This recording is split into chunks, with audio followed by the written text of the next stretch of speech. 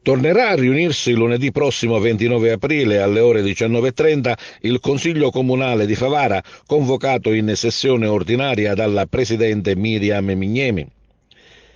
Presidente che riprova a convocare i consiglieri dopo che il recente Consiglio Comunale è caduto per mancanza di numero legale, sia in prima che in seconda convocazione.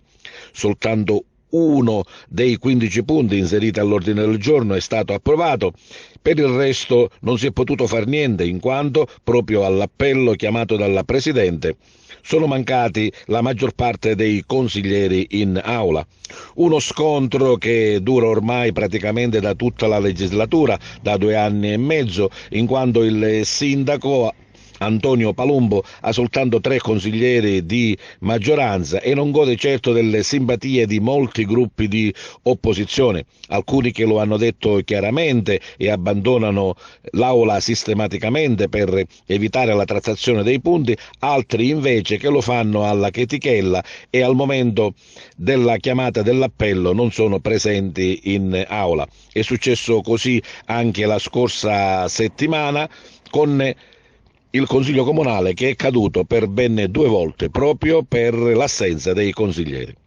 Lunedì sono 10 i punti inseriti all'ordine del giorno, tutti di materia finanziaria, con in primo piano l'approvazione del bilancio consolidato dell'esercizio finanziario 2019 e una variazione di bilancio in gestione provvisoria relativa ad un accreditamento del PNRR, il Piano Nazionale di Ripresa e Resilienza, per un progetto relativo ai servizi di cittadinanza digitale. I consiglieri comunali sono anche chiamati a riconoscere alcuni debiti fuori bilancio gravati anche da sentenza del Tribunale e che quindi debbono essere legittimati e pagati.